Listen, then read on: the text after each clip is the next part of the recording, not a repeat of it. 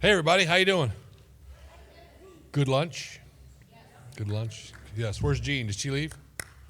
All right. Make sure when she comes back in, we tell her thank you once again. What a great day. We have so many cool things going on here at the National Home, and this is a big one. For me, for Maris, and we got some special guests I would like to introduce and give them a minute to chat, and then we'll get the ball rolling. First, our special guest, Adam Ollier, is the new director for Michigan Veterans Affairs Agency. January, and he was out visiting us in the cold of winter, so he's not got a chance to come out and see it when we're all green. But so he's here today, and I would like to invite him up to say a couple words, if you would, sir. How's everybody doing today? Well, I just want to say that it's really, really impressive that you all have gotten this designation. There are less than 30, I think statewide still. And so I know it doesn't, you may not realize how important it is, but it really means a lot. And as we talk about what it means as a state and as a country, you all know how poor of a job we do of taking care of service members and particularly their families. And the VFW National Home here is really important. And we take a lot of pride in that you live in Michigan and that you live with us, but also that you are putting your money where your mouth is. And that means hiring other veterans, and got a chance to sit at the table with folks. But also when we start talking about what it means to support service members and their families, we know incredibly how difficult it is for service member spouses who have to traverse all across the world with their spouse and deal with the challenges of maintaining employment and understanding that. And so we're really grateful that you have made the decisions to consistently prioritize hiring service members and their spouses, because that's what's going to make all the difference. And so from the Michigan Veterans Affairs Agency, we're super excited and grateful to be able to share this time with you. And obviously bringing greetings and everything from Governor Whitmer and Lieutenant Governor Garland Gilchrist to talk about how important and how incredible this space is. So we're excited. As Mike was saying, I got a chance to come out in the winter. The weather's a lot nicer this time. But you all have a really cool and incredible space. It's like your own little pocket set of the world.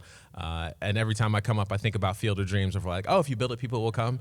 And, you kind of realize as you're getting a little bit older, because I was talking to a group of high school students, and I was like, oh, yeah, if you build it, they will come. And they all looked at me like I was crazy. And I was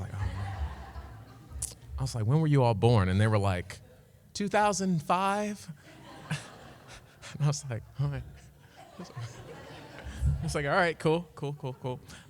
But seriously, thank you so much for all that you do and all that you continue to do.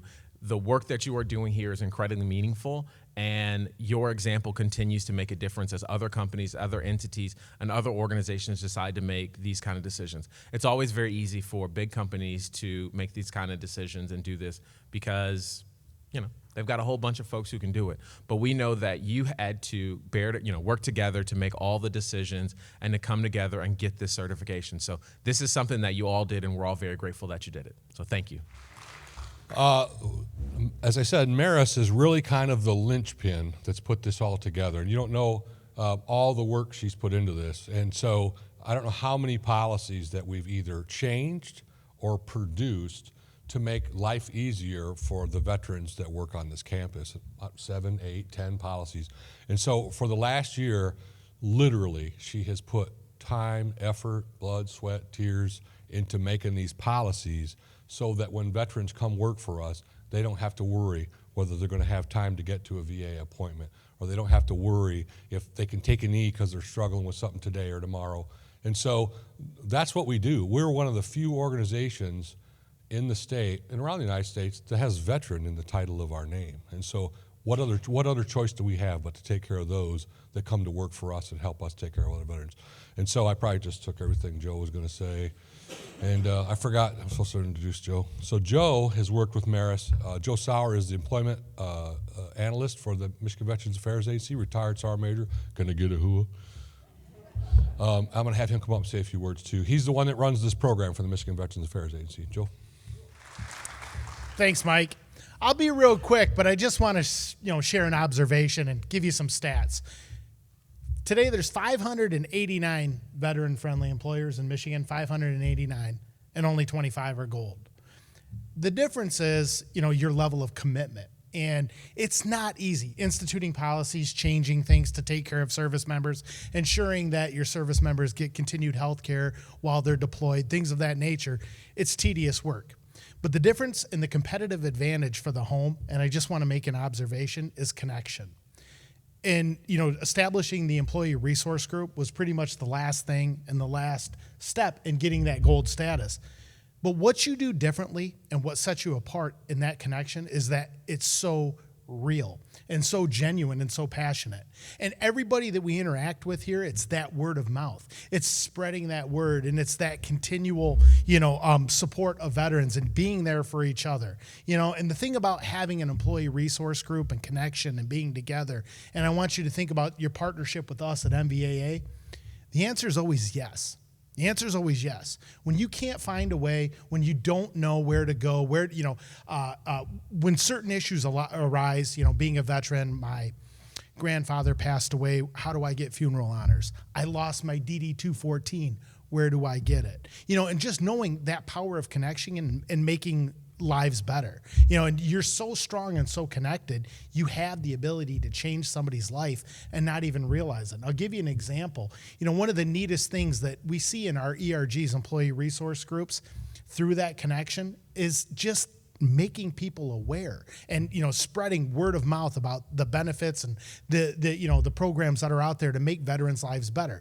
The PAC Act, and speaking with another ERG group, the Ford Motor Company, recently, and identifying one of the members' father was a Vietnam vet and didn't know that high blood pressure is now considered a presumptive condition for Vietnam service. He didn't know that. And just through the power of chit-chatting and connection, we're able to change a veteran's father's life and go out and get that added to his VA claim. So I just want to say thank you for that. Thank you for everything you do, and thank you for your effort and attention, especially Maris, in achieving this gold certification. If it was easy, everybody would have it. Thanks. All right. Now, at the risk of sounding like I'm tooting my own horn, just bear with me a second. If you're a veteran and you worked here before January 2022, stand up.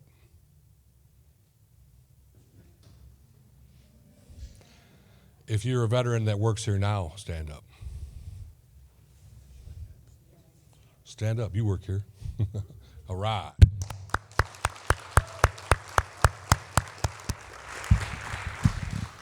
And all the rest of you are patriots. There's not a person in this room that I don't think is a patriot and wants to do more for veterans. It's good that we have veterans here. It's good that we have Guard and Reserve, but we need other talent. And the other talent comes from patriots like everybody else that's not a veteran here. You all have the veteran service in your heart. And so that's what we need to continue to grow and to continue to survive. We got parents of veterans. We've got spouses of veterans. We have people that have no veteran tie at all, maybe an uncle or cousin, but it's coming from your heart. It's inside your heart. And so we were just listening to the song this morning on our way in, Closer to the Heart by Rush. And so that song says it all, closer to the heart, right? Everything is closer to the heart. It's an old band. I don't remember them very well. It's the 70s. Yeah, that was old. So with that, if Joe and Adam could come back up and Maris come back up, I would like to receive this award with all of our veterans. Veterans, if you come forward.